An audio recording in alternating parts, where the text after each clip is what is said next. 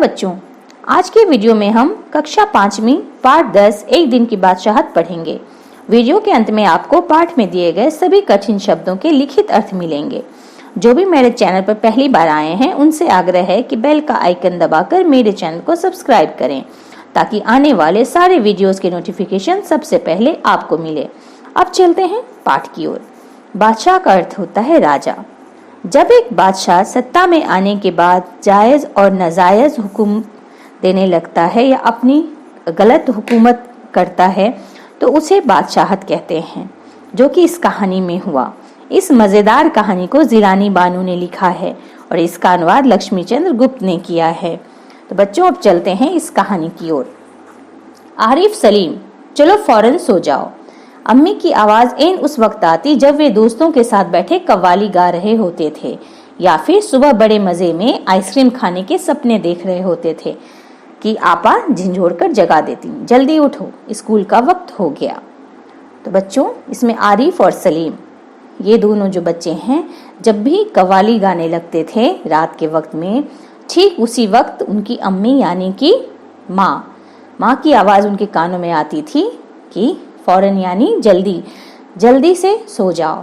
और या फिर सुबह की नींद तो सबको प्यारी होती है। जब सुबह में वो सोए रहते थे और सपने देख रहे होते थे आइसक्रीम के, तभी उनकी आपा यानी कि उनकी बड़ी दीदी झिंझोड़ कर उनको जगा देती कि जल्दी उठो, स्कूल का समय हो गया है। दोनों की मुसीबत में जान थी, हर वक्त पाबंदी, हर वक्त तकरार, अपनी मर्जी से चुप ही नहीं कर सकते थे।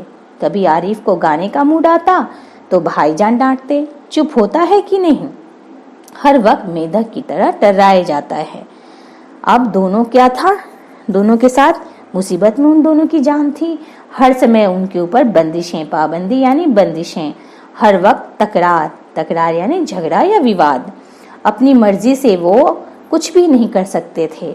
कभी आरिफ को गाने का मूड होता था कि अभी गाना गाते हैं, तो उनके जो भाई थे, बड़े भाई भैया, वो डांट देते थे कि चुप होता है कि नहीं, हर समय मेढक की तरह टर्राए जाता है।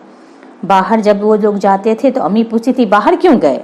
अंदर रहते थे तो दादी चिल्लाती थी, हाय मेरा दिमाग फटा जा रहा है शोर के मारे। ये दोनों नटखट होंगे, शोर मचाते होंगे तो दादी को गुस्सा आता होगा। तो दादी क्या कहती थी, अरे रजिया, जरा इन बच्चों को बाहर हाँक दें, जैसे बच्चे ना हुए मुर्गे के चूजे हो गए। हाँकना मतलब होता है, यहाँ हाँकने का शब्द है निकाल देना, और ऐसे जानवरों को हाँका जाता है, मुर्गे या जो बच्चे मुर्गे के होते हैं उनको हाँका जाता है। दोनों घंटों बैठकर इन पाबंदियों से बच निकलने की तरकीबें सोचा करते। उन दोनों से तो घर को दुश्मनी हो गई थी, लिहाजा दोनों ने मिलकर एक योजना बनाई और अब्बा की खिदमत में एक दरखास्त पेश की। एक दिन उन्हें बड़ों के सारे अधिकार दे दिए जाए और सब बड़े छोटे बन जाएं। तो उन्होंने क्या सोचा, घंटों बैठकर वो क्या करते थे, ये जो बंदिशें लगी हुई थी, पाबंदियां यानी बंदिशें लगी हुई थी, तो उससे कैसे बचें उसके उपाय सोचते थे। तरकीबें मतलब उपाय सोचते थे। और जैसे उनको लगता था कि उनसे सारे घर को दुश्मनी हो गई हो, यानी सब घर के लोग हर काम में रोक टोक करते थे, तो इसलिए लिहाजा यानी इसलिए दोनों ने मिलकर एक योजना बनाई। अब्बा यानी पिताजी की सेवा में, खिदमत यानी सेवा में, तो पिताजी की सेवा में उन्होंने एक दरखास्त यानी प्रार्थना पत्र पेश किया कि एक दिन के लिए उन्हें सारे बड़ों का अधिकार यानी बड़े जो करते हैं इस घर में वो अधिकार दे दिए जाएं और सब बड़े छोटे बन जाएं।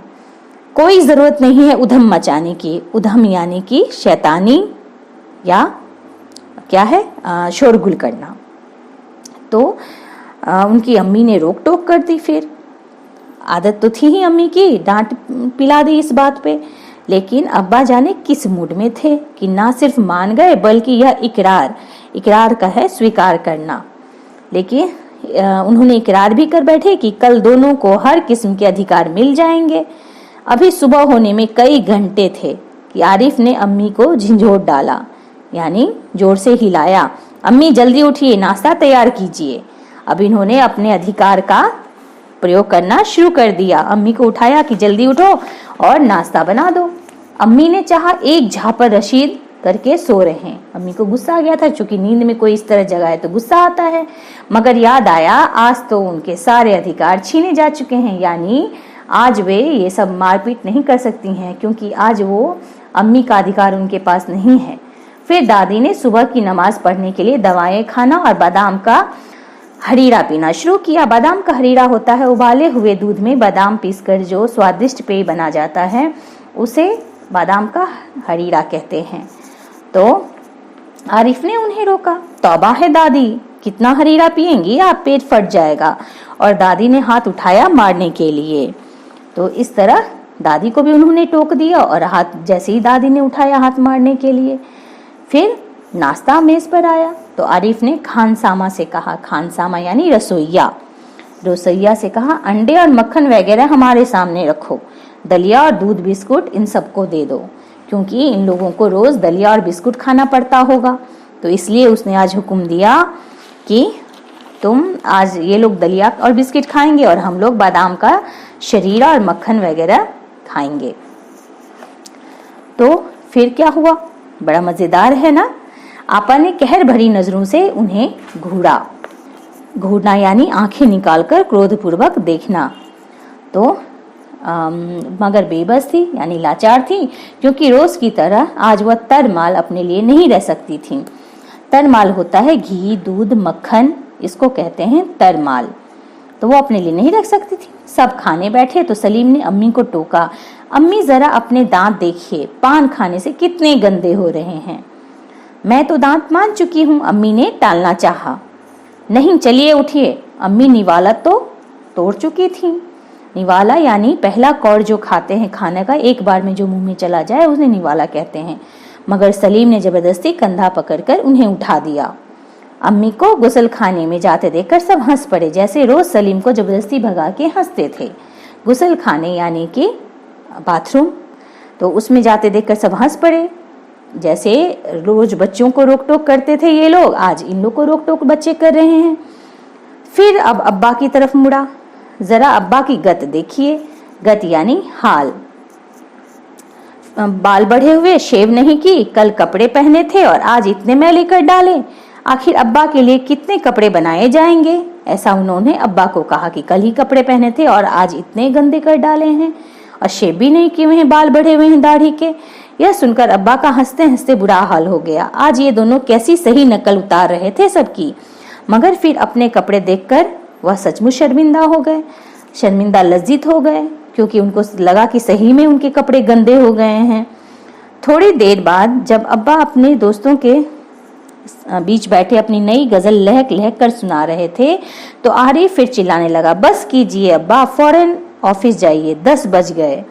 तो थोड़ी देर के बाद जब उनके पिताजी दोस्तों के साथ बैठे अपनी गजल सुना रहे थे, गजल एक प्रकार का गीत होता है, लहक लहक कर यानी झूम झूम कर बल खाकर गा रहे थे, तभी उन्होंने उन्हें टोका कि अब्बा बस कीजिए और तुरंत ऑफिस चले जाइए, 10 बज गए।